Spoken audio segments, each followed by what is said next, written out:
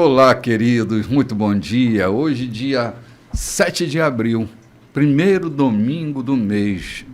Parece que é uma semana bem redondinha, né? Logo dia 7. E nós estamos aqui para compartilhar da fé, para repartir com vocês a graça dessa palavra libertadora, que é a palavra de nosso Senhor. As experiências que os apóstolos tiveram com Ele, toda a experiência que foi compartilhada conosco. Nós vamos refletir. E hoje eu tenho aqui à minha direita minha querida amiga Loide Nogueira. Bem-vinda. Olá, meu bispo, bom dia. Bom dia, querida.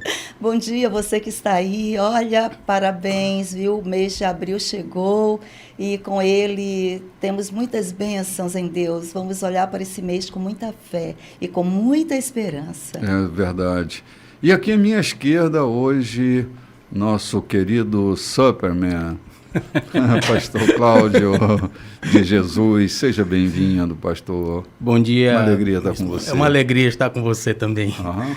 Bom dia, Bispo Renato. Bom dia, nossos amados ouvintes. Bom dia, Loide. Nesse primeiro domingo, né? Uhum. Eu novamente aqui, tendo a honra e o prazer de estar retornando ao Café com Bispo, né? Que é um local de ensinamento muito grande. E bom estar com o senhor também. Obrigado. Compartilhando esse momento com os nossos amados ouvintes que, com certeza, vão estar degustando uma palavra, né, poderosa vinda dos céus para só abençoar nesse domingo, no primeiro domingo do mês de abril. Sim, estamos verdade. Aqui, Bispo. Verdade. Já não esqueçamos de mandar aquele abraço para o nosso amigo Flipper, que está certamente nos assistindo. Né? Minha saudação. Só os antigos entenderão. Gente muito boa, Flipper. É um querido amigo de longa data que tem tomado conta do nosso coração. Gente, nós estamos mergulhados agora naquele episódio que na semana passada, né, Loide? A gente falou tanto que foi o domingo da ressurreição, o domingo do impacto, sobre o luto de quem estava vivendo aquele momento, né? Tão perturbador, pastor Cláudio, tão perturbador na vida de cada discípulo de Jesus, aqueles que tinham investido tudo na esperança dele, aqueles que projetavam expectativas que não foram exatamente baseadas nas palavras que ele disse, mas no seu próprio conteúdo, não é? As pessoas projetam sua expectativa para o futuro, não baseado exatamente naquilo que o futuro se apresenta, mas nas histórias que estão dentro de nós. E a gente vai ver agora aqui no capítulo 20, não é isso, Lodi, que nós estamos? Capítulo 20, agora versículo 11. Exatamente. Né? Aí nós falamos da volta dos discípulos, né? Eles foram até o túmulo, olharam, fizeram toda aquela revista dentro do túmulo, né? Eles voltaram, né? E voltaram. E aqui vamos ver agora Maria. Maria não voltou, meu bispo. Sim. Maria não voltou. Ficou do lado de fora, chorando. Enquanto chorava, abaixou-se para olhar dentro do sepulcro e viu 2 anjos sentados ali, vestidos de branco, um do lado da cabeça, o outro do lado dos pés, onde o corpo de Jesus havia sido deixado. Eles disseram a ela: mulher, por que você está chorando? Eles levaram meu Senhor, disse ela, e não sei onde puseram. Depois de dizer isso, virou-se e viu Jesus parado ali, mas não o reconheceu. Jesus disse: mulher, por que você está chorando? A quem procura? Pensando que fosse o jardineiro, ela pediu: moço, se você o levou, diga-me onde o pôs, para que eu possa cuidar dele. Jesus disse: Maria. Virando-se para olhar para ele, ela exclamou em aramaico: Rabone, que quer dizer mestre. Jesus disse: não me abrace, pois ainda não subi para o Pai. Vá aos meus irmãos e dê este recado: Eu subo para o meu Pai e Pai de vocês, meu Deus e Deus de vocês. Maria Madalena foi dar notícia aos discípulos. Eu vi o Senhor! E relatou tudo o que ele tinha dito. Ok, vamos dar uma paradinha aqui para a gente pensar. Maria está vivendo, como todos os discípulos, a dor do luto trágico. Isso.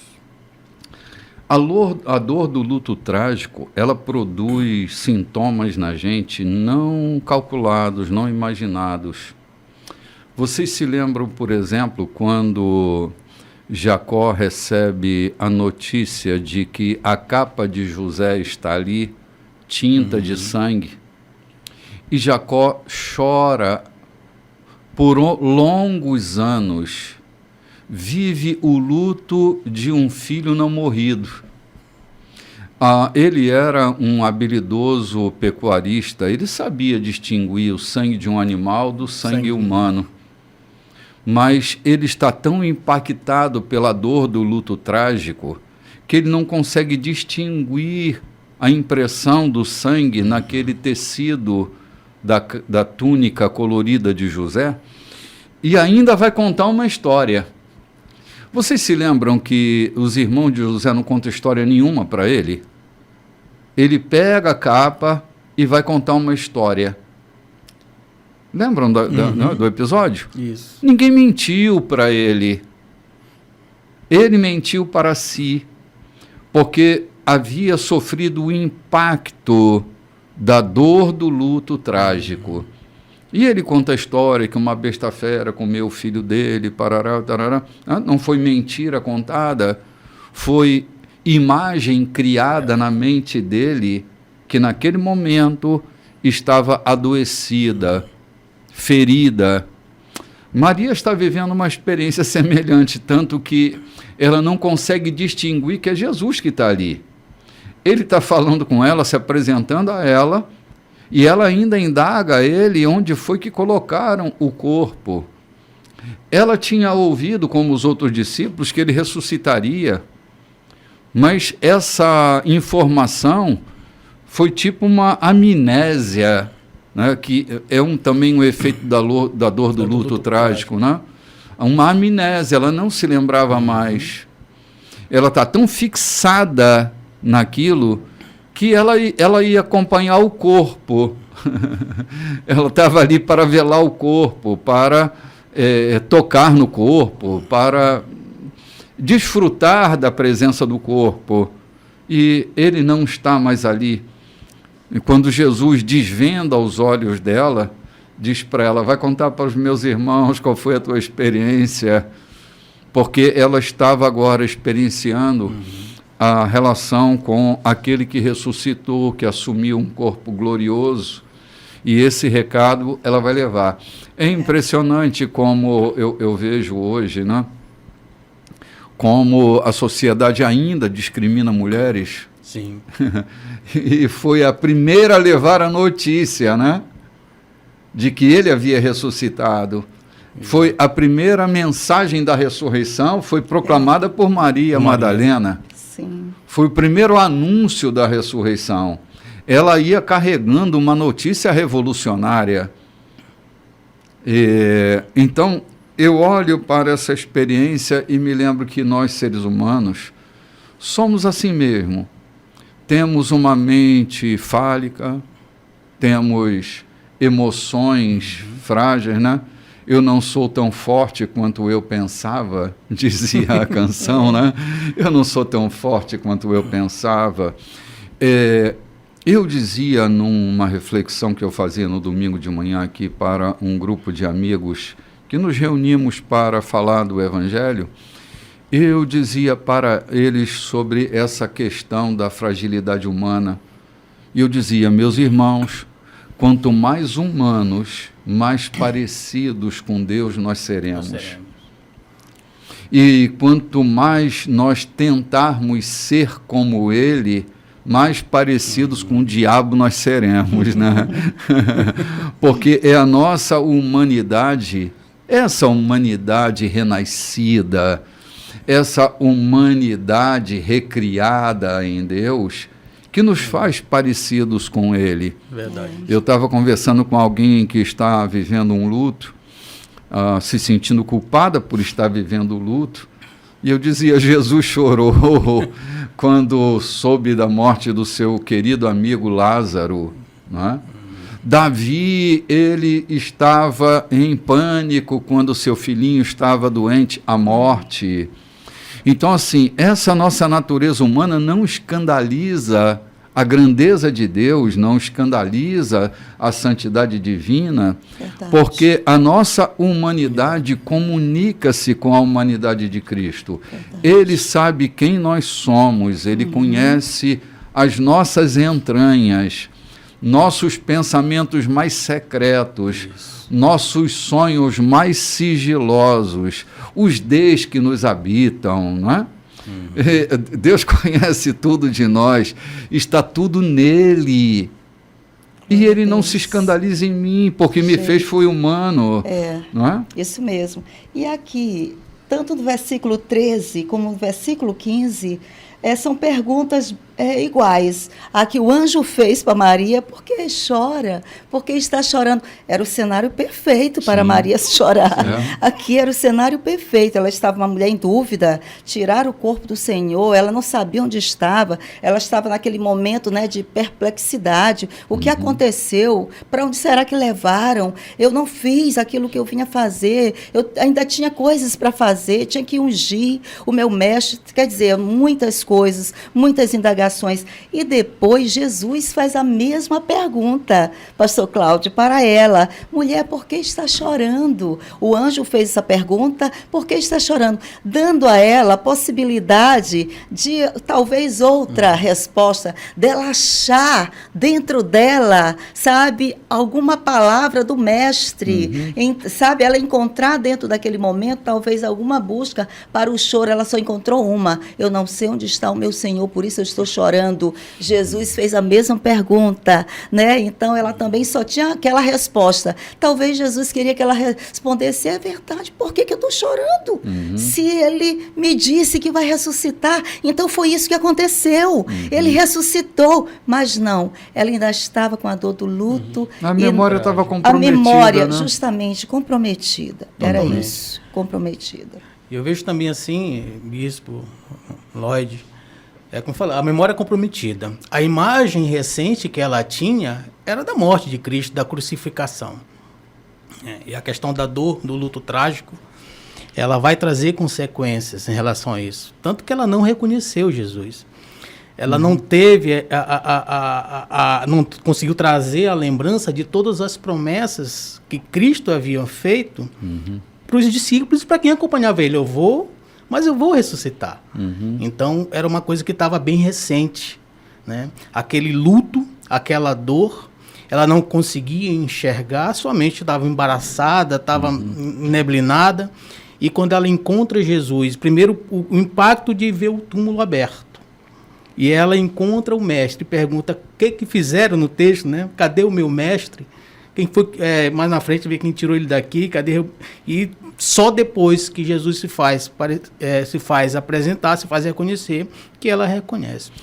Eu lembro de uma história, bispo, de um irmão, falando de luto trágico, que eu estava lendo recente agora, quando criança, a mãe deixou ele sobre o filho menorzinho sobre os cuidados desse irmão. Né? Ele tinha tipo 8 anos e o menorzinho tinha uns 3, 4 anos.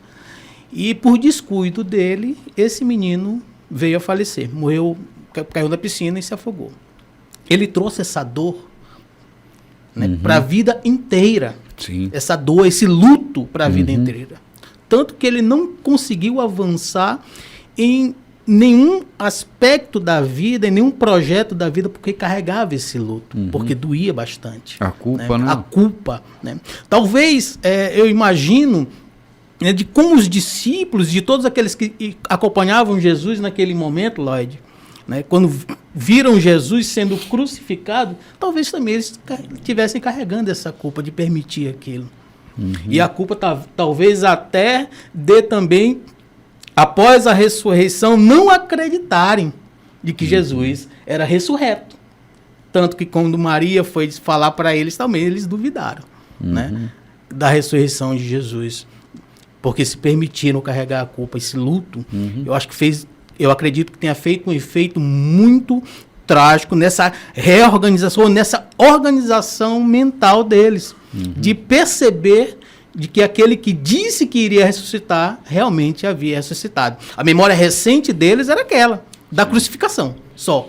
Tá? Então, era para eles na mente, era quase que inconcebível perceber, apesar de todos os milagres, desses 3 anos de caminhada, de que o mestre iria ressuscitar. Sim. Iria ressuscitar. Ia chegar o momento da ressurreição. E Maria, né, como uma primeira experiência dela, e foi a quem primeiro recebeu a mensagem da ressurreição, também teve esse impacto, até ser, né, conscientizada de que o mestre estava vivo, de que era ele que estava ali, né, falando com ela. Então, assim, é uma condição realmente mental que nós, às vezes, não entendemos, mas que podemos levar, e isso vai nos trazer consequências. Sim. Consequências, principalmente nessa questão da clareza.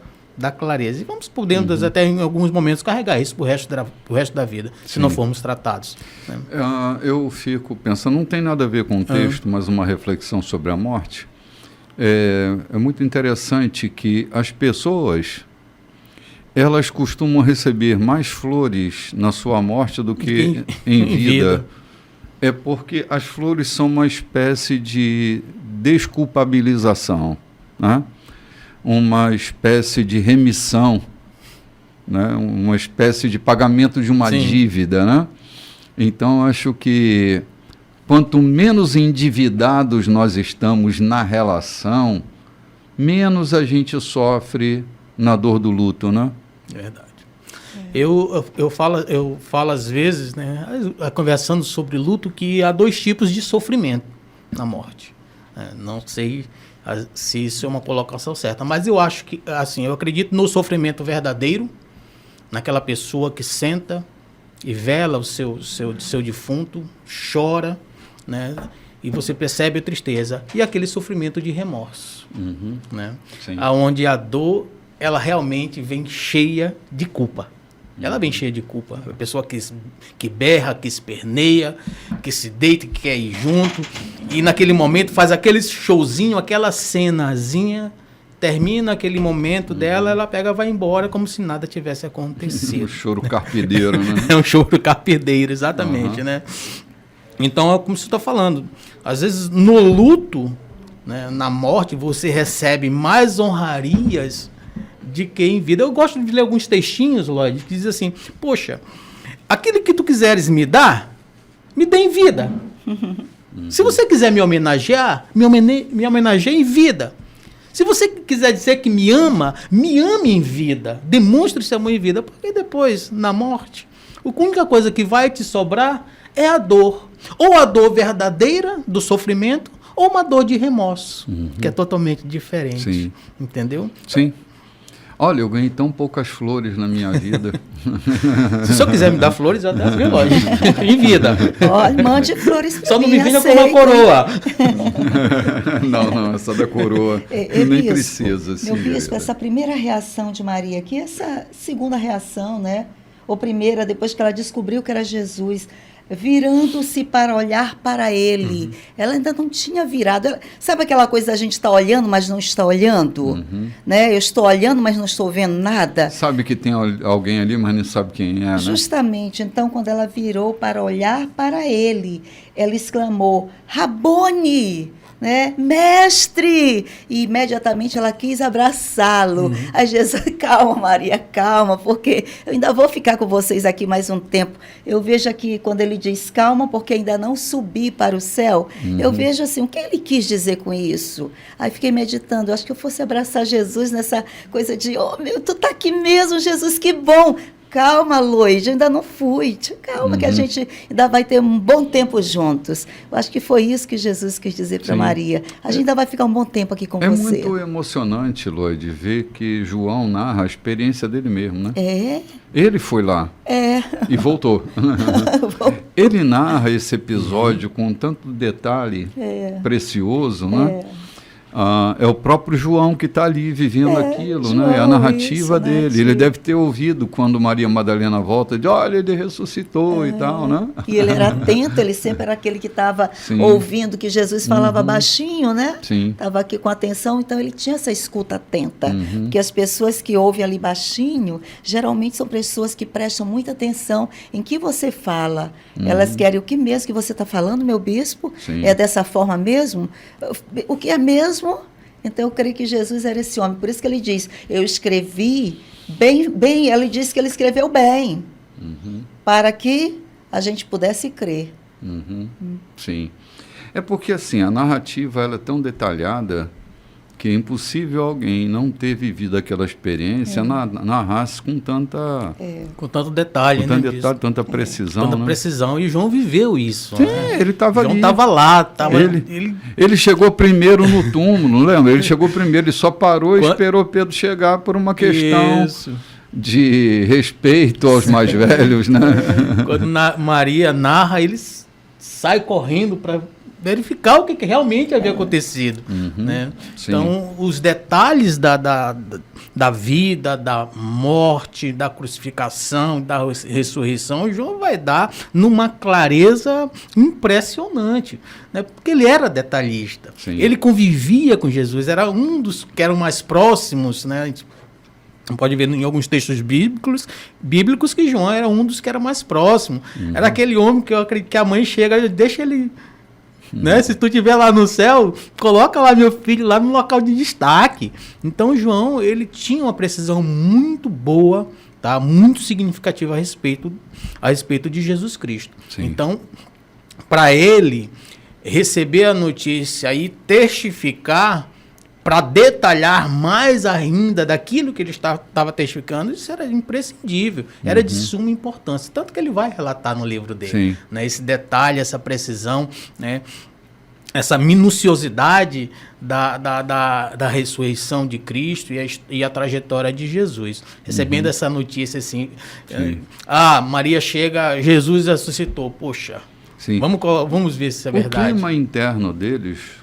Cláudio e Lloyd, o clima interno deles era de apavoramento. Era de apavoramento, exatamente. Assim, não só por causa da morte, mas eles temiam os judeus que estavam ali, que foram os principais daquela conspiração, eles estavam com medo. Estavam trancados. Estavam amedrontados. E João vai narrar esse entorno, né? Ele vai narrar o que estava acontecendo quando a notícia chega. Isso. Então, assim, a narrativa mais mais precisa, mais empolgante que a gente tem. Isso mesmo. Do episódio da morte e da ressurreição. Ele não é repetitivo, João, né? Ele não conta coisas assim, por exemplo, nos outros livros que lemos, fala mais sobre Maria, sobre, né, que ela não teve esse crédito na palavra. Aqui João não coloca isso aqui, né? Ele vai de uma maneira, Maria foi dar a notícia aos discípulos, eu vi o Senhor. E aí ele diz, e relatou tudo o que ele tinha dito. Pronto, aí ele foi logo para mais tarde, ele faz logo esse mais tarde, ele não ficou ali remoendo detalhes, entendeu? Eu achei muito interessante isso. Né? Agora, assim, a leitura que a gente vai fazer agora me remete à nossa humanidade. Eu acho que há uma pregação que não procede do Evangelho, que ela é antropocêntrica, falando de derrota nunca mais, de que é vitória, vitória, vitória, vitória. Mas os discípulos estão ali, mesmo sobre o impacto da ressurreição, eles estão cheios de medo. Então, o medo faz parte da vida de todos nós. Sim. E é preciso a gente se prescrutar para que a gente olhe para os sofismas nos quais a nossa vida pode estar sendo edificada. Cuidado com sofismas como esse, porque Deus não espera que nós sejamos mais do que legítimos humanos. É isso que Ele espera de nós. Quando ele diz para Paulo, Paulo, o meu poder se aperfeiçoa, é nessa tua fraqueza humana, não? É aqui que está, quando eu penso que eu sou fraco, aí é que eu sou forte. Esse fenômeno é o fenômeno do encontro da nossa humanidade com a divindade de Cristo. Gente, vamos tomar um cafezinho? A gente volta já já. Olá, gente, estamos de volta. Esse é o programa Café com Bispo. Estamos falando desse dia que foi transformador para a vida de tanta gente, né? O anúncio de que Jesus havia ressuscitado.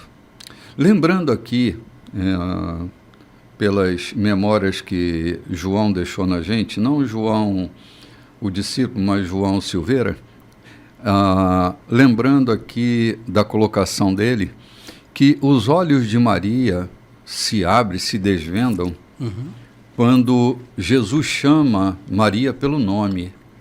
Foi uma observação muito interessante, né? Muito pertinente. Exatamente. Porque, assim, está no nosso nome a nossa identidade. Parece que ela estava desidentificada naquela tragédia, Ana Lloyd. Ela estava desidentificada, esparramada da sua identidade. E quando Jesus chama Maria pelo nome, ele reidentifica Maria. É ali que ela percebe que é o mestre, né? Como você falou, Cláudio, a ovelha ouve a voz do seu pastor e segue, né? Segue, ela reconhece, reconhece, vai lá dentro dela, né? E Maria se desperta desse desarranjo emocional ao ouvir o seu nome sendo dito. Nos deram um nome e toda a nossa identidade está montada sobre esse nome que nos deram. Quando a gente vai a um lugar... Eu pertencia a uma igreja quando eu era jovem. Eu ainda sou jovem, mas eu tinha outra idade, né? Era uma juventude de outra idade. Que nessa igreja tinha um grupo de jovens que eles ficavam à porta, na introdução. E quando chegava um visitante, eles anotavam o nome do visitante. Quando o visitante saía, eles chamavam-no pelo nome. Isso era tão impactante que havia um compromisso naquele visitante de voltar no próximo domingo, porque ele foi percebido, ele foi notado, a identidade dele foi reconhecida. Nós não temos um nome próprio, temos o nome que nos deram, mas sobre esse nome, a nossa identidade vai estar sendo construída, o nosso eu vai estar sendo construído. E quando alguém nos percebe, nos chama pelo nome que nos deram, parece que a gente se recompõe. Foi o que Maria, né, ao ouvir seu nome dos lábios de Jesus, foi o que aconteceu com ela. Ela se recompôs, foi para o lugar aquilo que estava desarranjado, né? E ela identifica ele. Isso. É bem interessante isso. Tipo assim, nós nos conhecemos já há bastante tempo. Talvez eu não reconheça a sua voz no meio da multidão. Talvez. Mas se no meio da multidão o Senhor chamar o meu nome, eu vou reconhecer pela tonalidade que o Senhor chama o meu nome. Sim, tá? a vibração. Isso, a vibração. A vibração, tá? Isso, tá? É máximo, tá? Isso não tem como não reconhecer. É como eu falo da ovelha, Lloyd. A ovelha, ela reconhece a voz, tá, do seu pastor, pela tonalidade da forma como o pastor a chama. Essa observação do pastor João, né, aqui no intervalo, foi bem interessante, né, quando ela perguntando a respeito de quando Maria havia reconhecido Jesus, e ele realmente frisou aqui, quando ele chamou o nome dela. Ela reconheceu pela tonalidade, porque ele já havia conversado com ela no versículo anterior. Ele já havia falado com ela, já havia perguntado a ela, mulher, o que tu está procurando? Quem está procurando? Ela não reconheceu. Quando ele chama o nome dela, ela reconhece pela tonalidade.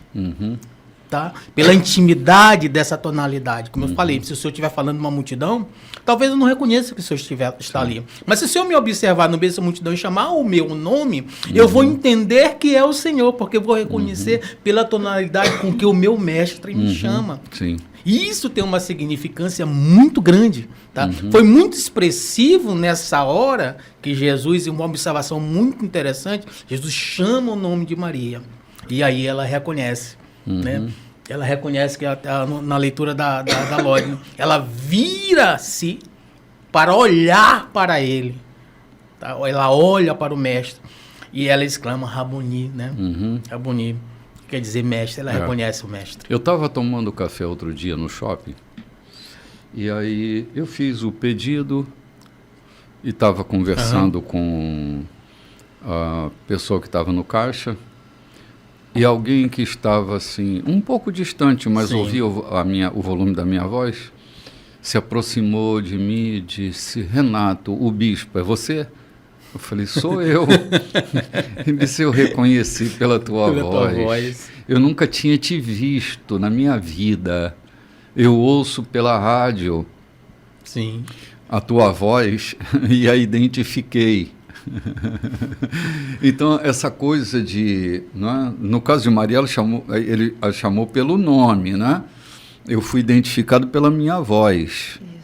Mas é que essa coisa da nossa fala, ela transmite muita coisa mesmo.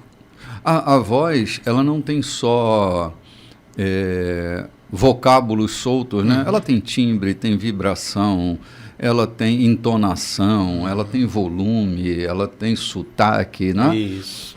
Ela tem pulsação, né? A voz é uma digital, né? E quando a gente ouve a voz do nosso nome... Porque, Cláudio, ninguém se basta. Foi a mentira do 1º de abril, né?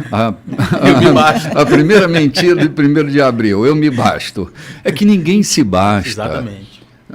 Nós, para sermos nós, eu para ser eu preciso do tu. Eu preciso de ti. Para que eu seja eu. Tu tens que ser tu. Essa relação é que cria o eu. A relação que cria o eu é a relação da convivência entre eu, tu, ele. Se há eu, tu e ele, eu posso ser eu, porque tu és tu. Não sei se compliquei, mas... Sabe, essa coisa da identidade, ela me completa no outro. Há notícias que eu recebo de mim, trazidas pelo outro, que reforçam a minha identidade, né? Eu acho que foi uma frase, eu até fiz uma postagem falando da existência, da minha existência, e eu dizia que para que a minha existência tenha significância, é necessário que exista a existência do outro. Sim. Né? Aquilo que o senhor está falando, para que eu exista, é necessário que o outro exista também. Claro. Porque senão você é um ser insignificante. Eu vou trazer outra fala do pastor João, agora há pouco, quando ele dizia que no seu trabalho, ele chamou o nome de alguém, ou alguém pelo nome. E esse alguém lá de dentro disse que ele havia ressuscitado, porque ele estava morto, num lugar esquecido.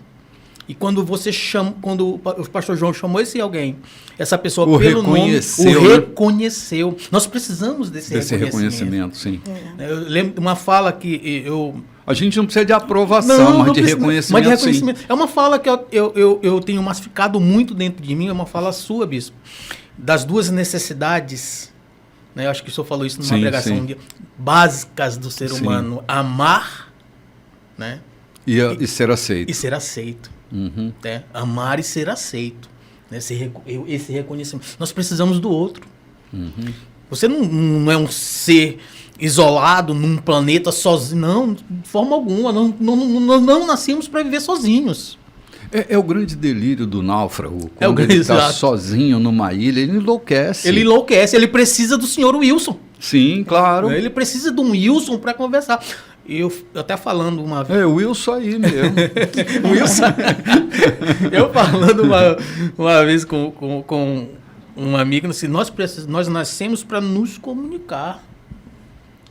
O Senhor nos fez para que nós nos comuniquemos com outras pessoas. Entendeu? Não é à toa que talvez nós sejamos embaixadores, somos tratados como embaixadores. Talvez não somos tratados como embaixadores, como portadores dessa palavra para quem? Para o outro. para outra pessoa. Então, a minha existência, a nossa existência, amado, só vai ter sentido na existência do outro. Minha significância só vai ter significado na significância do outro. Entende, Lloyd? Então, para quê? Será que eu sou um náufrago? Eu sou um ser, né, único num planeta sem ninguém? Foi para isso que Deus me criou com esse sentido? Não, de forma alguma. Pastor Cláudio, até o senhor Wilson foi identificado, Até o senhor Wilson foi identificado. E essa questão da identificação é muito interessante, porque quando nós fazemos um treinamento em uma empresa, Sim. a gente se preocupa muito em colocar, né, o nome da pessoa, né, na carteira, ou então dar uma identidade para ela. Sim, um crachá. Um crachá, e pergunta antes disso, como você gostaria de ser chamado naqueles dias de curso ou de treinamento? Às vezes o nome da pessoa é Antônio Carlos. Ele diz, eu gosto de ser chamado por Cacá. Então, coloque Cacá. Sim. E ali a gente não conhece tão bem aquelas pessoas, mas a gente vai criando conexão a partir do momento que a gente vai conversando com a turma e dizendo, não é verdade, Cacá? Ô, Cacá, o que você pensa sobre isso? E você, Maria? Você, Flipper, e quer dizer, nós vamos trazendo para nós, né, aquela pessoa. Sim. E eles vão se sentindo importantes naquela turma. Não vão se sentindo uma pessoa sem conexão ou desconhecidas, mas importantizadas porque elas foram tratadas pelo seu nome, ou pela maneira como elas gostariam. Se identificam. Isso é muito importante. Então, sim, é a grande questão do nome social hoje, né? Isso. Há pessoas que não se identificam com o nome que deram a elas. Sim. Aí elas vão lá e trocam o nome para criar uma identificação como elas se reconhecem, né? É uma fala sua, isso, né? O nome que eu...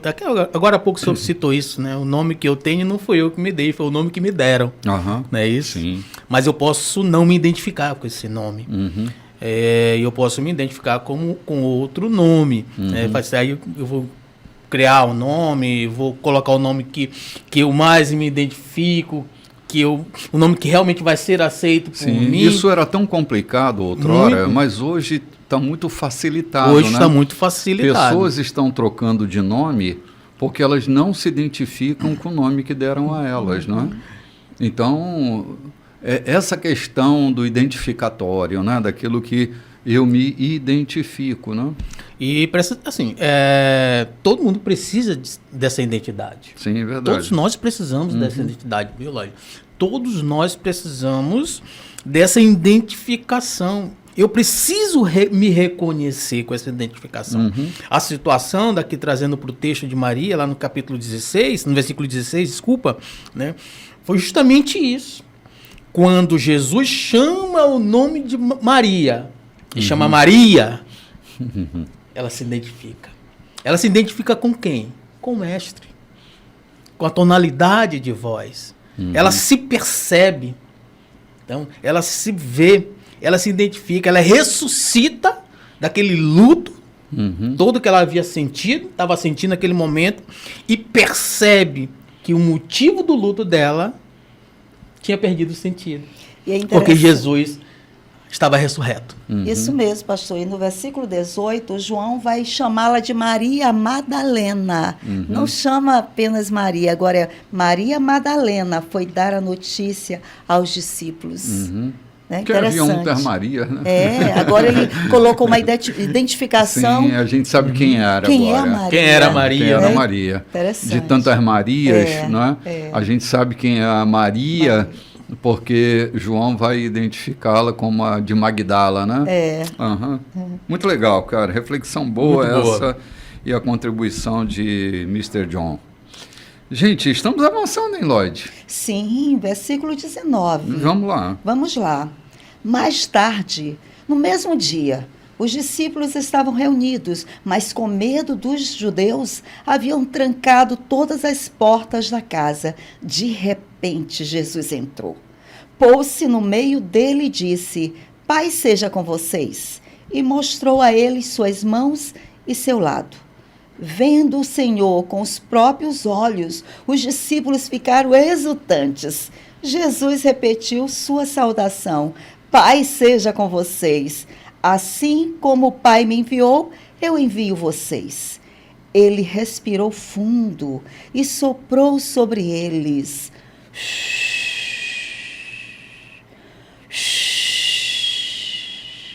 Recebam o Espírito Santo. Se vocês perdoarem os pecados de alguém, esses pecados serão perdoados para sempre. Se vocês não perdoarem os pecados, não serão perdoados. Tomé, também conhecido como Gêmeo, um dos 12, não estava com eles quando Jesus apareceu. Os outros discípulos contaram a ele: nós vimos o Senhor. Mas ele disse: a não ser que eu veja os buracos dos cravos em suas mãos, coloque o dedo neles e toque seu lado, não vou acreditar. Passados 8 dias, os discípulos estavam outra vez naquela sala. Desta vez, Tomé estava presente. Jesus passou pelas portas fechadas, foi para o meio deles e disse: paz seja com vocês. Ele voltou-se para Tomé e disse: examine minhas mãos, toque meu lado, não seja descrente, creia. Tomé disse: meu Senhor, meu Deus! Jesus disse: você crê porque viu com seus próprios olhos. Bênçãos maiores ainda estão reservadas para aqueles que creem sem ver. Jesus realizou outros sinais que revelavam Deus, muito mais do que os que constam neste livro. Esses estão escritos para que vocês creiam que Jesus é o Messias, o Filho de Deus, e ao crer, tenham a vida real e eterna, como Ele pessoalmente a revelou. Olha que coisa espetacular, né? Novamente, eu quero lembrar que lá no versículo 19, diz que os discípulos estavam com as portas trancadas, porque estavam com medo. E Jesus aparece ali, por 2 vezes nesse texto que Lloyd leu agora, e com sonoplastia impecável, né? Com efeito, né? Com efeito especial do sopro e tal. Parece que eu estou lá na cena. É a nossa radionovelista, Ele mostra as mãos feridas e o lado ferido.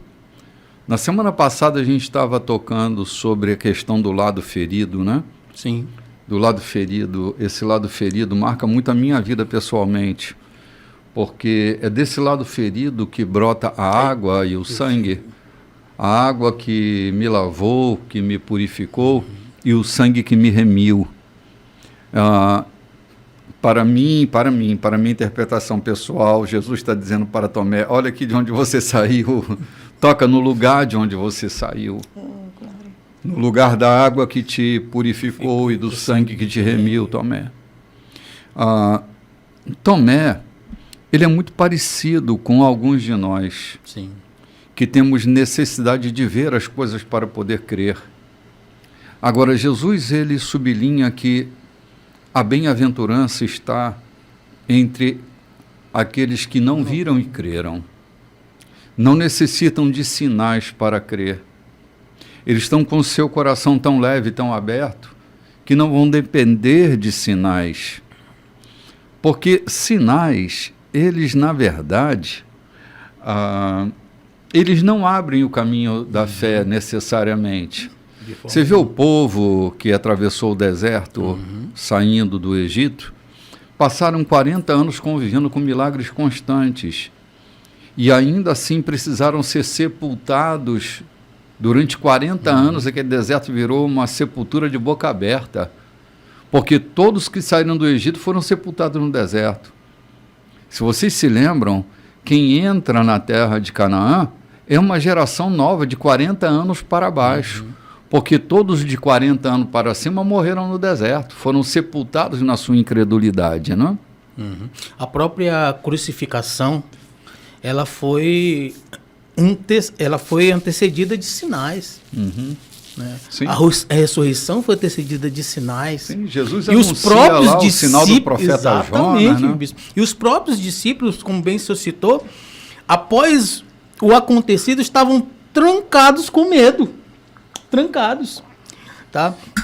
E Jesus, ele vai ele vai ser muito pontual quando ele fala para Tomé, depois de Tomé ter tocado, a bem-aventurança daqueles que não precisam ver, mas acreditam.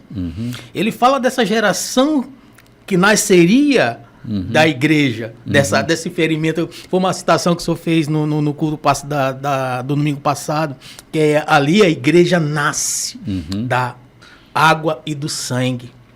E Jesus vai falar dessa bem-aventurança daqueles que não precisaram de sinais, não precisariam de sinais, mas mesmo assim continuariam acreditando. Às vezes, bispo, a gente fica tão naquela fissura de ver o céu se abrir, uma luz descer, um anjo aparecer com suas asas. Se a gente pudesse ver anjos, acho que a gente sairia correndo de medo. Principalmente, né? Se fosse um serafim. Se fosse um serafim, sairia correndo espantado. Um querubim. Né? E até, talvez até confundisse anjo com os demônios. Né? Porque a gente, um querubim, certamente. A gente não tem... Mas esperando isso acontecer. Eu falando uma vez a respeito do milagre da fé, e eu dizia assim, olha, Deus ele opera milagres dentro da naturalidade.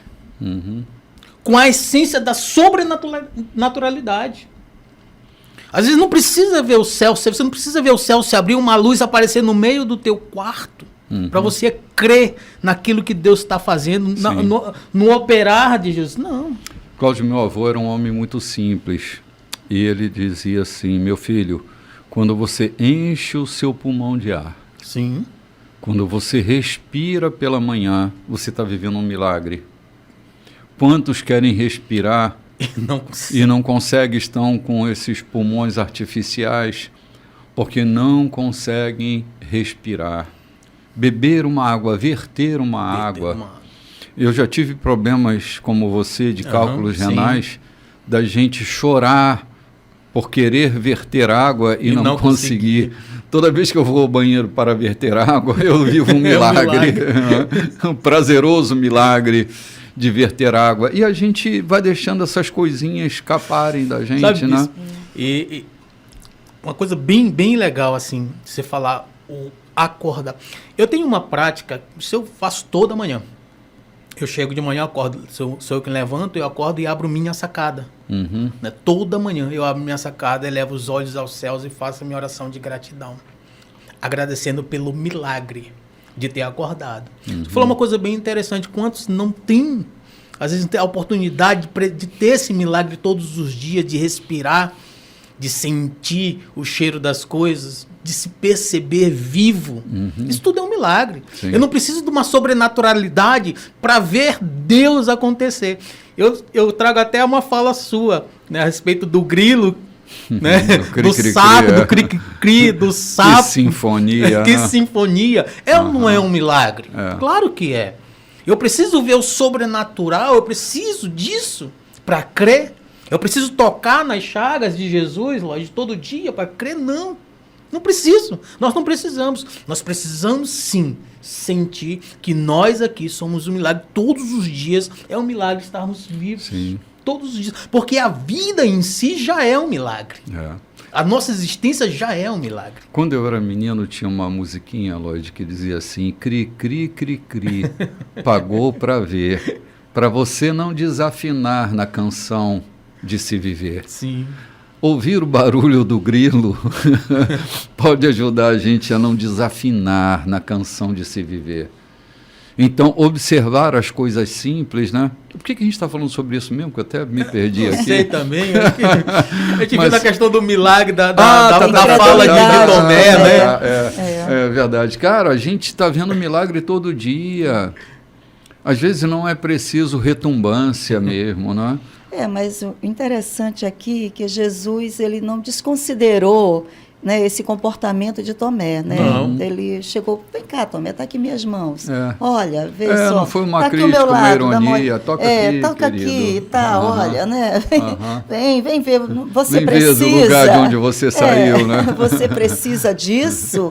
Se você precisa disso, está aqui, né? É isso. Existem muitas igrejas que as pessoas precisam disso, né? Existe muito local que para as pessoas crerem, continuarem ali ali sendo alimentada, os pastores, os líderes dão aquilo que as pessoas estão querendo. Pois venha, está aqui, olha a minha mão, olha aqui, venha crer. Sim. Se tu precisa disso tudo, está aqui a tua igreja perfeita. É aqui que tu só vai ficar aqui se eu continuar te alimentando com a minha mão para você ver todos os dias. Então fique.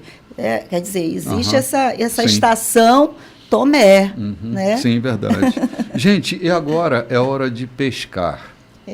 É hora de pescar. E para esse próximo bloco, nós vamos chamar um pescador que vem chegando por aí. Tá chegando. Para o próximo bloco, né? É hora de pescar. É hora de pescar, bicho. Gente, a gente vai ali tomar um cafezinho e a gente volta para a pescaria.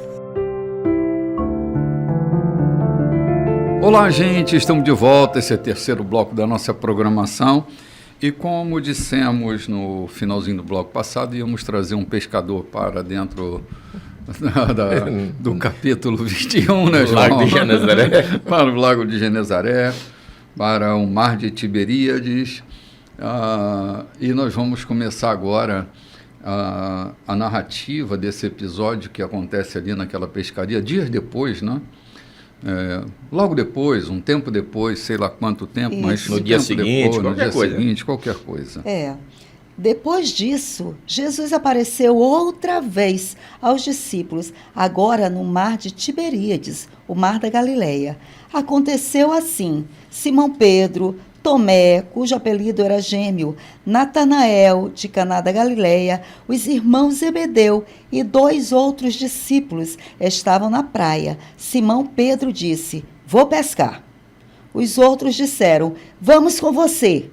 Eles entraram no barco, mas não pegaram nada naquela noite. Quando o sol surgiu, Jesus estava de pé na praia, mas eles não o reconheceram. Jesus disse: Pai seja com vocês. Pegaram alguma coisa para comer? Eles responderam: não. Ele disse: lance a rede do lado direito do barco e vejam o que acontece. Eles fizeram o que ele disse. De repente, havia tantos peixes na rede que eles não conseguiam puxá-la. Então o discípulo que Jesus amava disse a Pedro: é o Senhor. Quando Simão Pedro percebeu que era o Senhor, vestiu sua roupa, pois estava despido, e pulou no mar.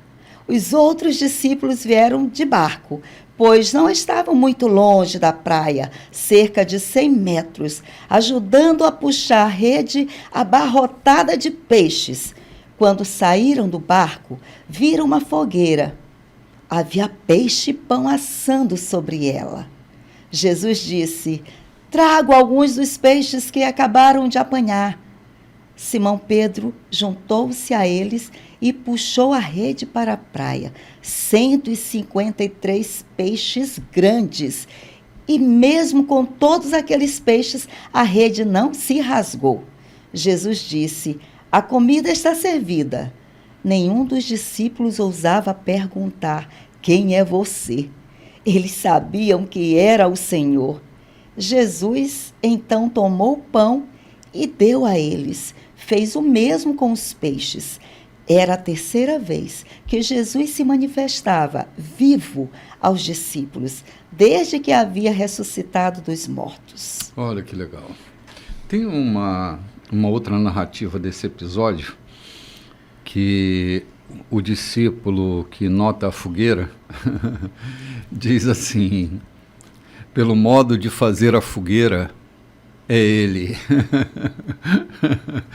Ou seja, eles estavam habituados, né, João, àquela vida tão simples, mas tão cheia de sentido, que até o modo de fazer a fogueira, eles identificaram que era Jesus. Já era a terceira vez, mas parece que havia um certo entorpecimento. Talvez nós estivéssemos na mesma condição que eles, né? Não é diferente, bispo. A humanidade, a nossa humanidade tende. Veja que eles disseram lá no Mar da Galileia: quem é este? Já estavam há tanto tempo com ele. É a nossa natureza humana, isso não é incredulidade. Se nós fôssemos tão autênticos, não seríamos seres humanos e não tão dependentes do Cristo. Seríamos autossuficientes. Se tudo que batesse a gente estivesse pronto para reagir, para com eficiência e tudo, sem temor, sem um certo medo, nós não seríamos seres humanos, seríamos robôs ou qualquer outra coisa. Isso é que nos identifica como seres humanos e como dependente deles. É hora não crer, mesmo lá dentro alguma coisa está dizendo é ele, e outro diz será. Esse sentimento é próprio, é inerente do ser humano. E isso é que nos faz ser humanos. Humanos, é verdade. Essa limitação, né? Essa limitação é que nos mostra e que nos dá o direito e a necessidade de nos conhecermos e entendermos da nossa necessidade de dependermos dele. Uhum.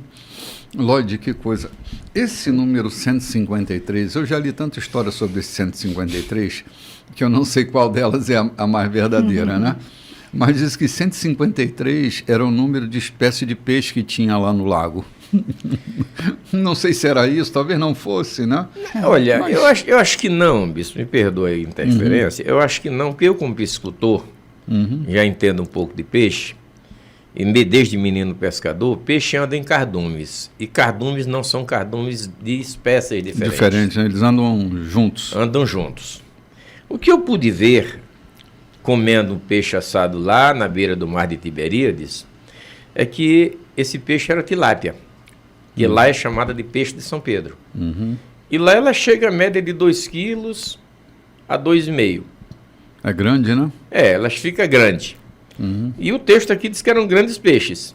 É provável que aquela rede tivesse com cerca de 350 quilos de peixe, que não era muito comum para a modalidade de pescaria deles.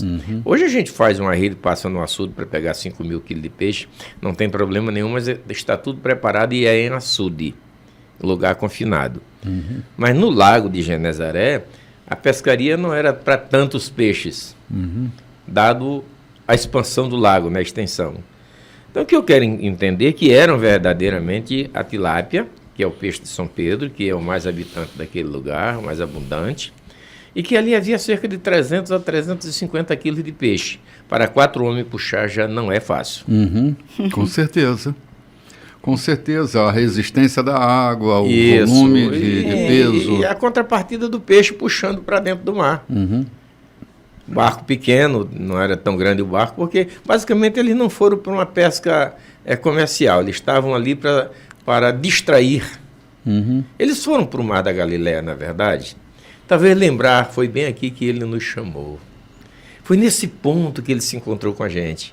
Eles foram ali para lembrar, para celebrar suas memórias. Eu entendo, isso é meu pensamento, que eles estavam ali exatamente relembrando a sua chamada. Foi ali que ele chamou alguns deles. Foi ali que tudo começou. O ministério de Jesus, basicamente, com os discípulos, começou ali. Não foi em Caná. Caná foi o primeiro milagre. Mas o ministério... Os discípulos já estavam com ele já lá, estavam né? com ele. O ministério dele, a chamada, foi ali. Eles foram para lá para rememorar. E como eles estavam pescando naquele dia em que foram chamados... O barco de Pedro estava ali, né? O barco estava ali, então eles resolveram distrair, tentar minimizar a dor que eles estavam sentindo pela ausência de Jesus, apesar de 3 vezes ele já ter estado com eles. Lembra que essa vulnerabilidade que eles tiveram durante esses 40 dias, ela só foi se consolidar no dia de Pentecostes? Sim. A consolidação só aconteceu quando o Espírito Santo tomou conta deles, passou a dominá-los. Então, enquanto ainda não estavam revestidos daquele poder, daquela graça intensa e imensa, eles estavam na vulnerabilidade humana. Sim. Foram para ali para o mar, para rememorar. Então vamos pescar. Já que a gente está aqui, vamos pescar. Pedro foi, eu vou pescar, então a gente vai. E aí, para a alegria e surpresa deles, Jesus chega na praia e diz, foi aqui que começou, vamos celebrar aqui comendo peixinho assado. Eles lançaram a rede, não pescaram nada, né? E quando Jesus diz, joga do outro lado, o lado de Deus sempre é o melhor lado, né? Às vezes a gente está do lado errado. Jesus já estava com o peixinho dele garantido na fogueira, né? Sim, claro. O peixe e o pão, né? Os discípulos que ainda foram pescar. E Jesus já tinha marcado esse encontro com eles, né? Olha, lembra Pedro. Disse para Pedro ir também, né? Então Pedro estava ali, mas Pedro ainda estava sob o efeito da autoacusação, né, bispo? Ainda estava naquele momento. Culpa, né? Aquela coisa. Tanto é que ele ouviu João, o discípulo, ouviu, é o Senhor. Essa voz aí é do Senhor. Né? Filhinhos, ou vocês têm alguma coisa para comer? Não, pescaram nada, não. Então joguem do outro lado. E é isso, muitas vezes tem que estar a voz atenta quando é para mudar do lado. Quando é para fazer de outra forma, a estratégia não é mais essa, a estação mudou, o mar mudou. É hora da gente fazer diferente. O peixe não está mais desse lado, o peixe agora está do outro lado. E a gente ainda está com as redes ali, né? É o velho hábito que não nos larga, né? Justamente, os maus hábitos. Lembram do aforismo que eu cito sempre, né? Não leve sua velha mentalidade para os seus novos desafios. Às vezes a gente está acostumado a pescar de um lado só. Né? E uma opinião que vai divergente da nossa pode abrir novos caminhos, né? Sim, Jesus sabia onde estava o peixe, já estava com dele na fogueira. Eu quero aproveitar para dizer que aquilo era uma reafirmação de Jesus tentando trazer à memória deles que era ele que estava ali, porque esse fato já havia acontecido. Lembram naquele dia que ele passou o dia todinho fazendo um sermão trepado no barco de Pedro? Sim. Falando para o povo que estava na praia, e Pedro inquieto porque não havia peixe para o compromisso. Foi no encontro dele com o Pedro, o primeiro encontro dele com o Pedro. Não havia peixe para o compromisso, e Pedro está ali cedendo o barco dele. E de repente Jesus disse: agora vai mais adiante. Então Jesus estava confirmando, ou reafirmando a ele, dizendo: fui eu. Eu não sou um Continuo fantasma. Aqui, né? Eu continuo aqui, eu continuo fazendo as coisas da mesma natureza com vocês, mesmo depois de ressuscitado, eu continuo mesmo Jesus. A ressurreição, a morte e a ressurreição não tiraram a minha intimidade com vocês. É a mesma. Sim. Continua presente. Continua presente. Agora Jesus traz dois símbolos bem marcantes hoje, que é o peixe, né? E o pão. Já foi o pão e o vinho, agora é o peixe, né? Pescadores de homens. E esse pão, esse corpo presente, né? Jesus traz agora o pão e o peixe sobre esse lugar aquecedor, onde ele lembra Pedro aqui, né? Pedro está ao redor de uma fogueira, onde também foi ao redor de uma fogueira que ele negou Jesus, né? E aqui ele traz essa fogueira. João faz questão de trazer esse cenário, a fogueira, o peixe e o pão, né? Muito bonito isso aqui. A fogueira, lembrando, trazendo Pedro para essa reconstrução do seu ser, para esse perdão, para esse Pedro perdoado, restaurado, resgatado, né? Sim. Maravilhoso. Sim, verdade. Isso aqui. É um episódio que a gente não tem como não lembrar, porque é aqui que as feridas de Pedro vão ser curadas. Né? Eu, outro dia, estava dizendo que quando a ferida está aberta, até um carinho dói. Né? Quando há uma ferida aberta, até o carinho dói. E o que Jesus vai fazer agora é curar essa ferida de Pedro. Esse episódio é tão importante para a gente entender, o episódio que a gente vai ler agora, né? Quando Jesus, por 3 vezes, né? É tipo assim, uma anulação de débito. 3 vezes Pedro nega Jesus, antes que o galo cante, e 3 vezes Jesus vai perguntar se ele o ama. 3 duplicata rubricada. 3, tá, a dívida está paga, a dívida está paga, a dívida está paga, né? Para que... É porque assim, gente, toda a liderança, Pedro vai assumir uma liderança de peso agora.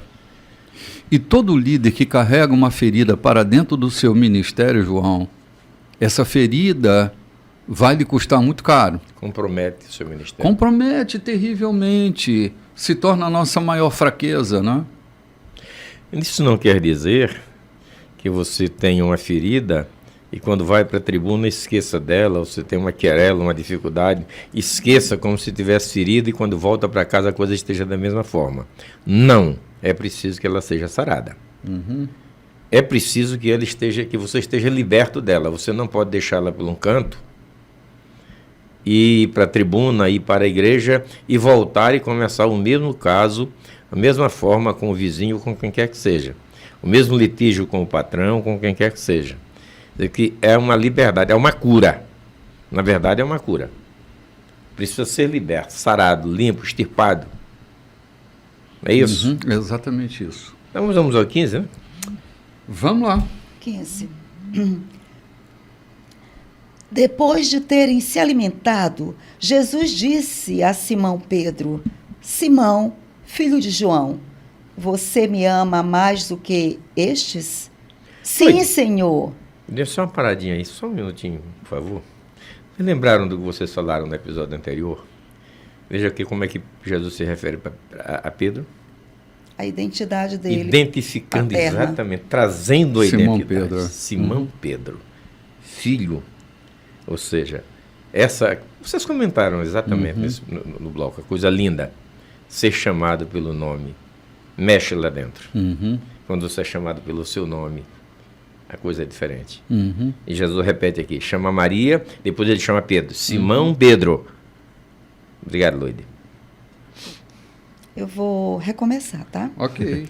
Depois de terem se alimentado, Jesus disse a Simão Pedro: Simão, filho de João, você me ama mais do que estes? Sim, Senhor, tu sabes que te amo. Jesus disse: alimente meus cordeiros.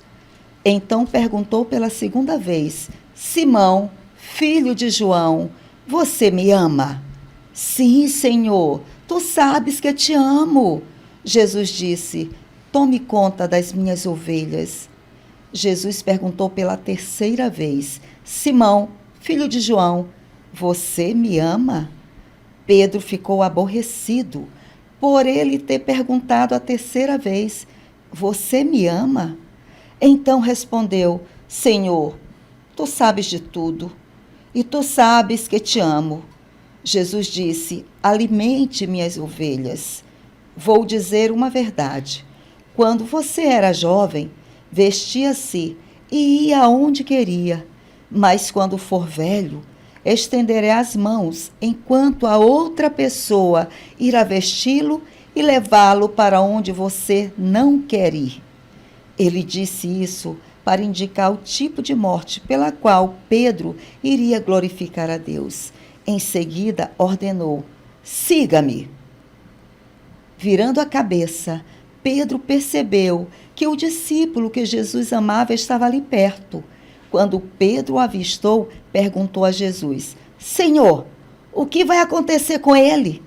Jesus respondeu: se eu quiser que ele viva até que eu volte, o que você tem com isso?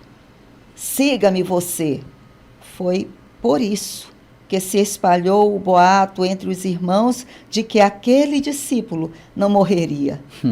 Mas não foi o que Jesus disse. Ele disse apenas: se eu quiser que ele viva até que eu volte, o que você tem com isso? Esse é o mesmo discípulo que foi testemunho ocular de todas as coisas e as escreveu, e todos sabemos que seu relato é confiável e preciso.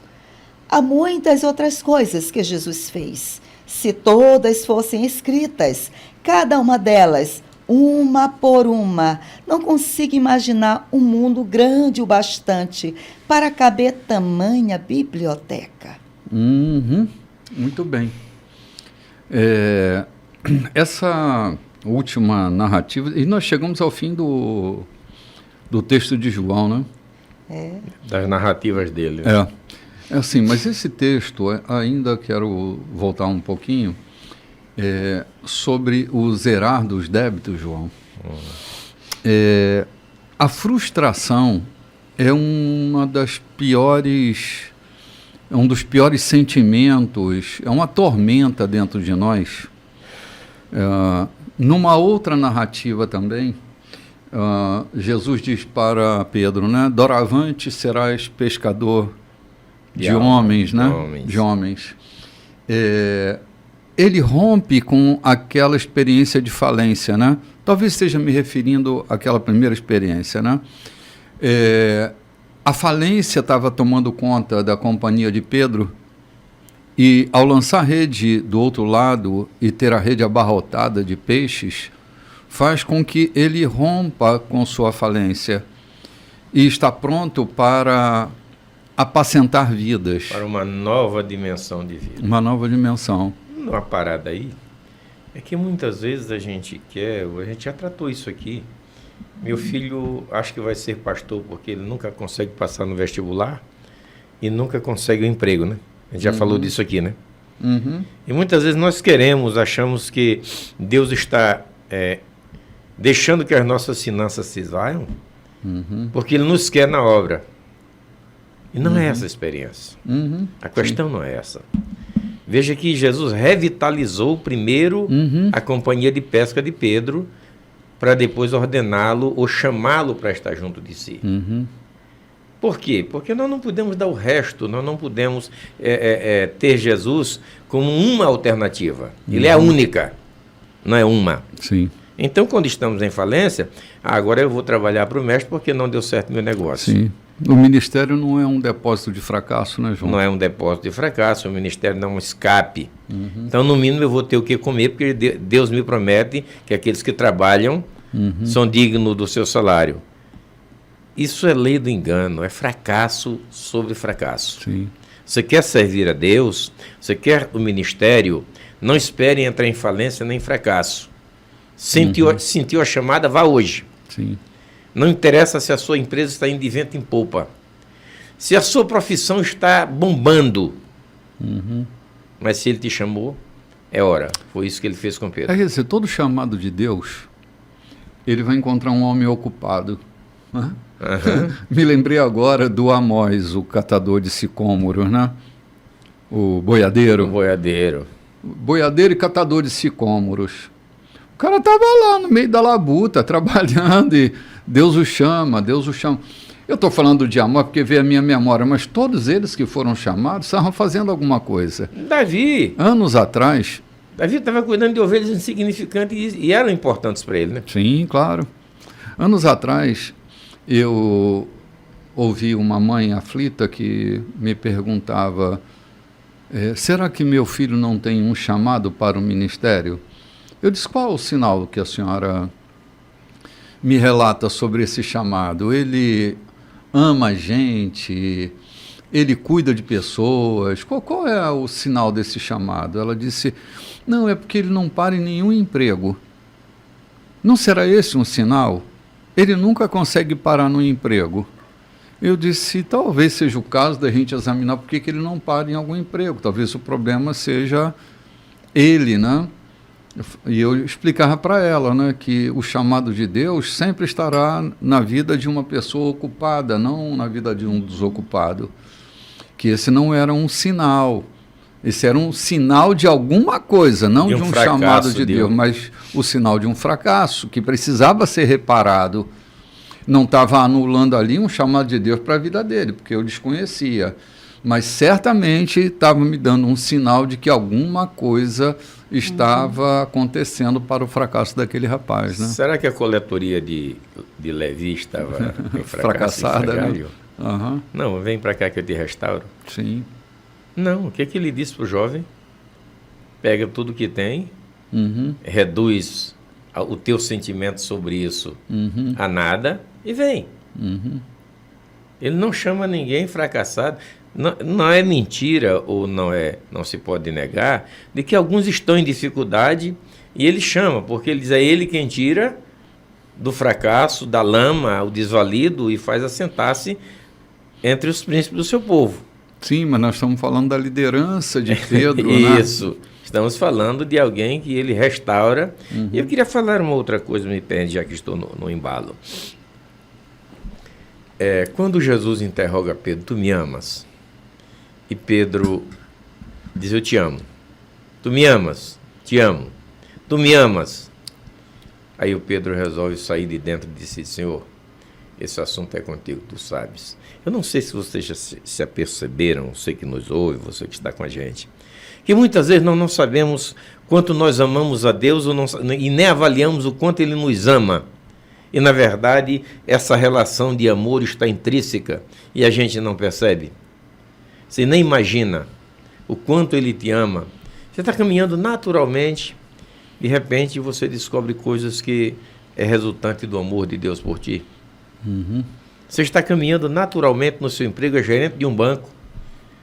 E ele diz, deixa e vai para lá. Eu conheço pastores que deixaram gerência de bancos para ir trabalhar como pastor. Que se diz de Punhonguxu, onde é que ele estava? Uhum. Pois é, e outros, eu conheço o Raul, a Imperatriz, me permita, Raul, citar o teu nome.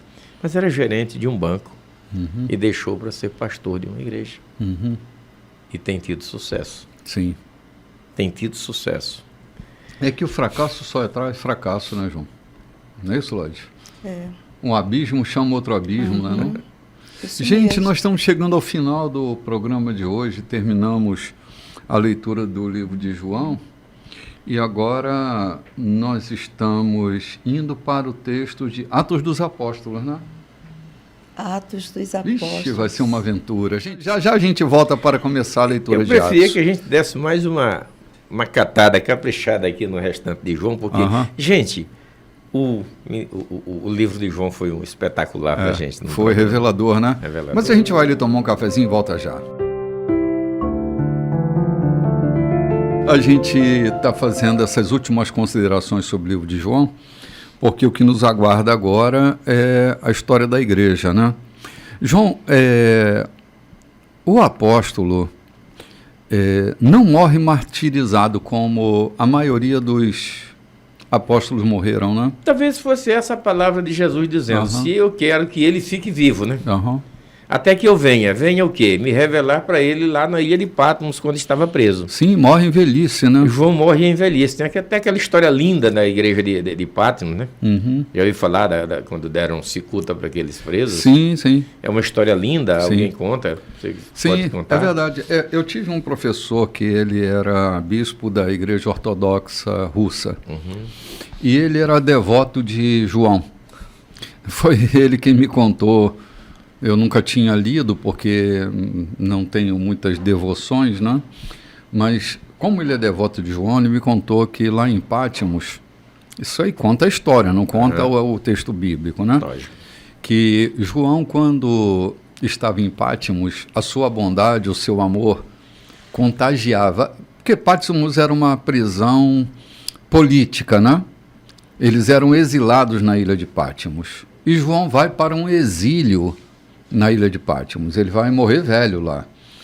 E conta a história, estou narrando a história que o meu professor me contou, que lá em Patmos a bondade de João contagiava e ele mudou a cultura da ilha, dos prisioneiros que lá estavam. Como eles tinham a comida racionada, eles comiam por racionamento. Houve um período de escassez de comida. Parece que as famílias estavam lá também, né? Sim, era uma prisão política, então as famílias, filhos eram levados para a ilha. E diz que João, então, arregimentou seus discípulos e eles faziam o seguinte, eles jejuavam dia sim, dia não. E o dia do jejum deles, ele entregava comida para as famílias que estavam lá com crianças, mulheres, e ele repartia. E isso foi contagiando todo mundo. Então, os homens mais fortes, eles também jejuavam. E a adesão à fé se tornou grande na ilha. E parece que João estava governando a ilha. Espiritualmente, sim, né? Lógico. Ele estava governando a ilha. E o governador de Patmos estava muito indignado com essa ascensão de João dentro da ilha. E aí ele, aborrecido, chama João para fazer um trato. Se aquilo que João estava anunciando sobre Jesus fosse verdade, ele mesmo se renderia a Cristo. Mas se fosse uma grande falácia, uma grande mentira, essa coisa de anunciar Jesus, o ressurreto, ia ter que acabar ali. E João diz sim para o trato. E o trato era esse, que um cálice de cicuta ia ser dado, um veneno letal. Um cálice de cicuta ia ser dado a um prisioneiro e o outro cálice de cicuta ia ser dado a outro... eram 3 homens, né? João e mais 2 discípulos dele. E foi dado os 3 cálices de cicuta. O primeiro tomou o cálice e caiu morto. O segundo tomou o cálice e caiu morto. João tomou o cálice e não morreu. E conta a história que João estende a mão para o primeiro e o ressuscita, e estende a mão para o segundo e ele o ressuscita, e os 3 estão ali ressuscitados, sem que a morte tenha tomado conta deles. Daí o governador de Pátimos se rende a Cristo e a ilha toda se rende a Cristo. O fato notável é que até hoje a ilha de Pátimos é uma ilha cristianizada. Eles têm a devoção de Cristo por causa desse fenômeno. Então, a gente acabou de fazer a leitura de um homem que significou tanto a sua época, que mudou o destino da sua época. Ele vai morrer em velhice na ilha de Pátimos. É de lá que o livro do Apocalipse é escrito. É de lá que ele anuncia coisas para a igreja. As 3 epístolas. As 3 epístolas, mais o livro do Apocalipse. Ele não tem muito conteúdo nas epístolas. Mas o Apocalipse, que é um livro de revelação, mas é polêmico até hoje, né? Esse é o livro que incita a leitura de multidões, porque é um livro que aponta para o futuro, né? Que indica um caminho. E João vai terminar os seus dias lá, na ilha de Pátimos, preso, mas em total liberdade. Eu gosto da expressão, né, que Paulo usa, né? Nós presos, mas a palavra continua livre, né? Preso, mas com liberdade. Preso, né? É o último versículo de Atos dos Apóstolos, né? Uhum. Aqui, pregando o Evangelho e anunciando as coisas sobre Jesus, com toda a liberdade, sem nenhum impedimento. Então, nem Pátimos, com toda a sua segurança e a prisão de João... Uma ilha oceânica, né? Sim, ele estava ali, anunciando o Evangelho com toda a liberdade, sem nenhum impedimento. Então, né? João narra os textos aqui, que a história termina contando, né? Uhum. Ele diz, que Jesus diz assim, para Pedro, significando de que morte Pedro glorificaria a Cristo. Uhum. Glorificar a Cristo com morte é meio que controverso para nosso entendimento humano, né? Uhum. Você está morrendo para glorificar a Cristo. Uhum. Mas o que a história conta é que Pedro foi sentenciado a ser crucificado. Uhum. Mas Pedro estava tão cheio do Cristo em que ele decidiu seguir, uhum, que no dia da sua crucificação ele fez apenas um pedido. Uhum. Crucifiquem-me, mas de cabeça para baixo, porque eu não sou digno de ser crucificado como meu mestre. Uhum. Ou seja, aí Jesus diz, significando que com que morte ele havia de glorificá-lo. Uhum. Um testemunho lindo na sua própria morte. Uhum. Para todos. Ou seja, o cara está morrendo, está sendo crucificado, trucidado. A sua vida está findando por conta desse Cristo. E ele ainda tem uma revelação dessa natureza dizendo, contanto que não seja da forma que ele foi, porque eu não sou digno. Uhum. Então, que João nos dá essas revelações lindas aqui, né? Dele mesmo, quando Jesus diz, se eu quero que ele fique até que eu volte. Uhum. Uns escritores dizem, até que eu volte lá para Patmos para revelar a ele as coisas do futuro. Pode até ser, né? Alguns escritores dizem isso. Uhum. Até que eu volte para revelar a ele as coisas que hão de acontecer. Uhum. E é o Apocalipse.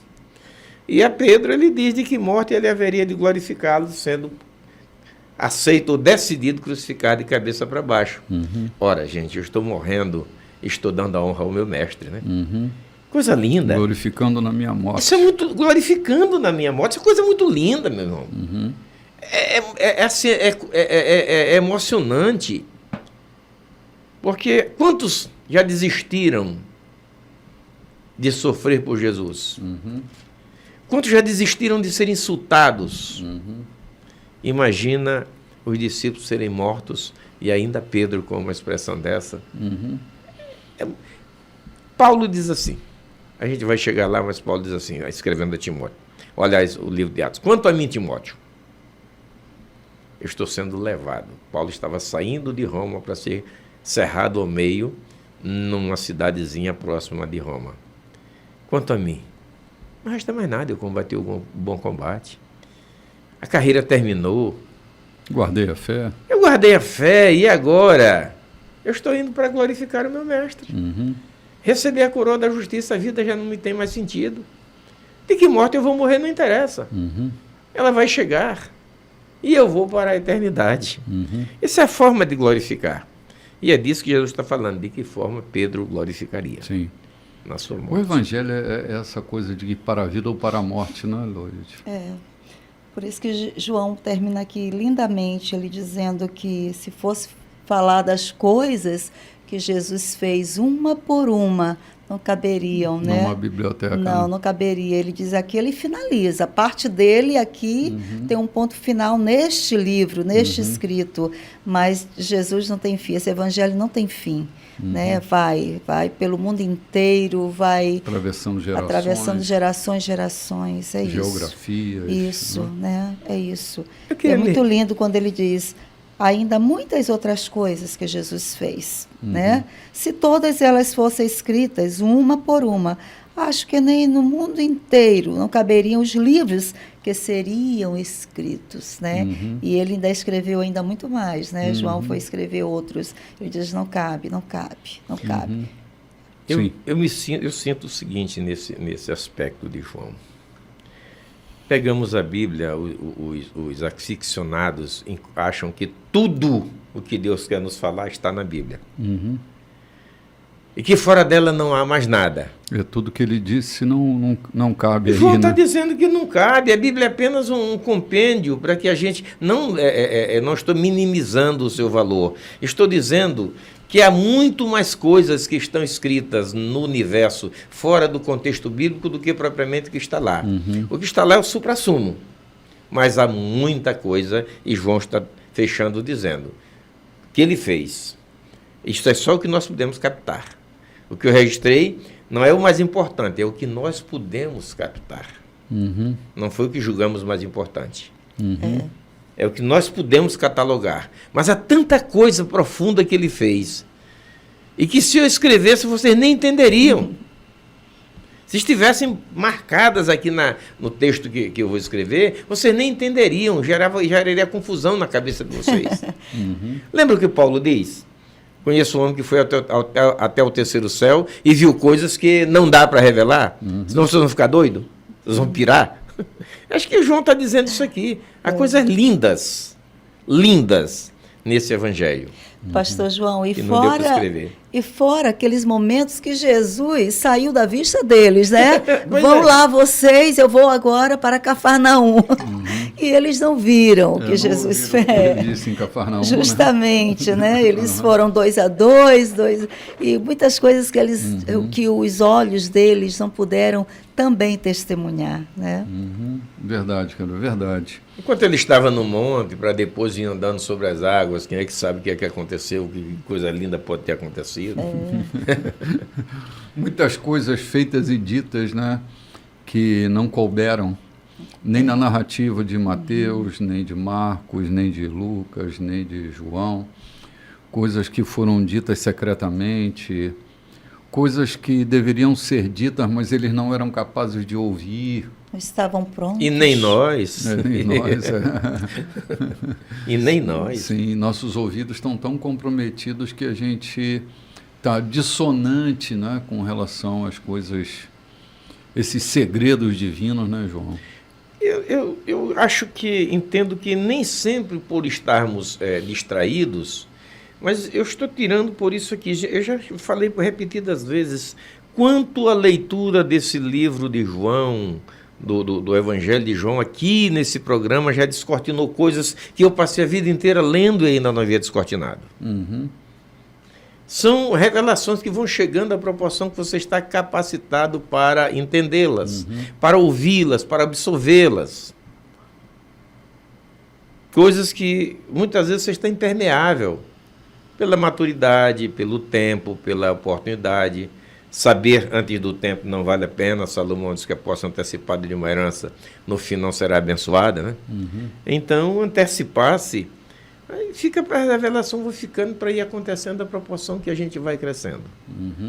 E eu tenho dito e repito, essa leitura do livro de João aqui no programa tem sido para mim, tem descortinado tanta coisa que ao longo dos meus quase 70 anos não foram descortinadas. Não por causa da questão didática, mas pela revelação do Espírito Santo. Sim, verdade, João. Verdade. Agora a gente está diante de o livro histórico da igreja. Acho sensacional a participação de Lucas na história da igreja. Ele vai estar em tantos episódios com Paulo, né? Cooperando com Paulo, escrevendo alguns textos de Paulo, né? Algumas cartas que ele contribuiu ali para escrever, a sua prisão em Jerusalém, né? Lucas estava sempre próximo. A história da igreja é narrada com ele dentro dela, né? Se até agora Lucas não entrou para a história, ele entrou como narrador, mas não como participante, né? Ele narra a história ouvida por Maria, ouvida pelos outros discípulos, Pedro. E ele, como é um homem de origem grega e um médico e habilidoso na escrita, ele é um cronista excepcional. Nós já estudamos o livro de Lucas, vimos os detalhes cirúrgicos que ele usa ali na narrativa da experiência de Cristo, né? Ele agora vai fazer um registro que nos inspira.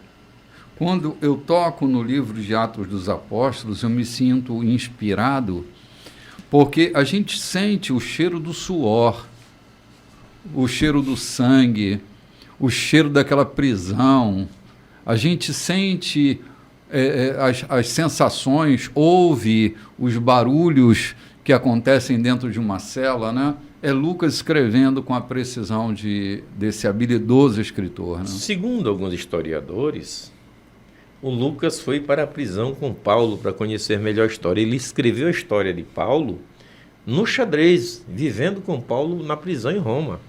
Lembra daquele filme que vende uma história? Aonde Lucas foi para a prisão com Paulo para entender, para conhecer melhor a história. Foi para Roma, submeteu-se a dormir no xadrez, a ficar no xadrez para conhecer bem de perto a história. Coisa linda. Despojamento de um médico. Ele era um pesquisador, né? Escritor, pesquisador e um médico também, né? Médico.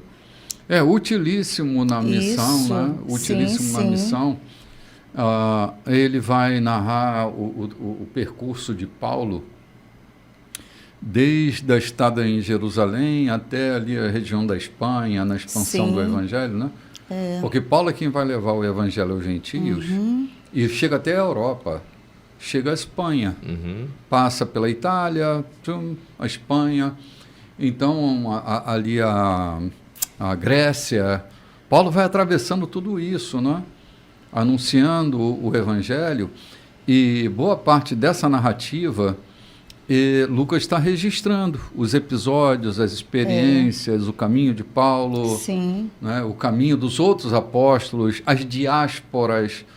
Tudo isso Lucas está registrando, fruto entregando. De muita pesquisa, né, Bispo? Sim, muita pesquisa. Foi encomendado aqui para, né, foi um livro que foi encomendado para ele, tanto que ele cita o nome o Teófilo do lá, Teófilo. Né? E ele diz que no outro livro, se referindo ao livro de Lucas, que ele escreveu antes... Que também foi fruto de muita pesquisa, de muitas pesquisas, justamente. Ele fala, ele faz o início aqui, fazendo uma introdução e colocando aqui o primeiro livro que ele escreveu. Ele falando, né, do primeiro livro que ele contou sobre isso, ele falou sobre o nascimento de João Batista e tal. Então, ele traz aqui, dentro do livro de Atos, também pesquisas maravilhosas e relatos muito importantes para a nossa caminhada, né? Vocês percebem a lindeza quando ele diz que ele não diz sobre o que Jesus fez?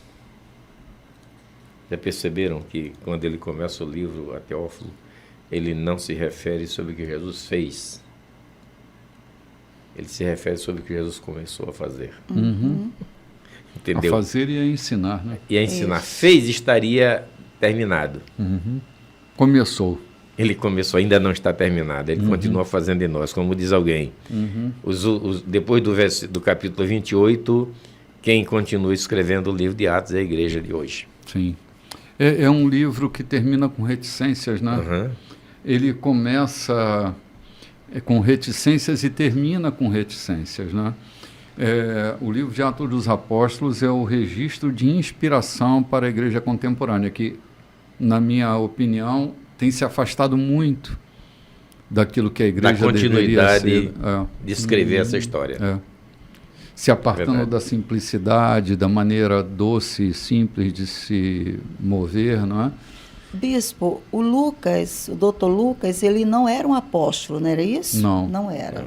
Não, ele chega na relação com os discípulos, né?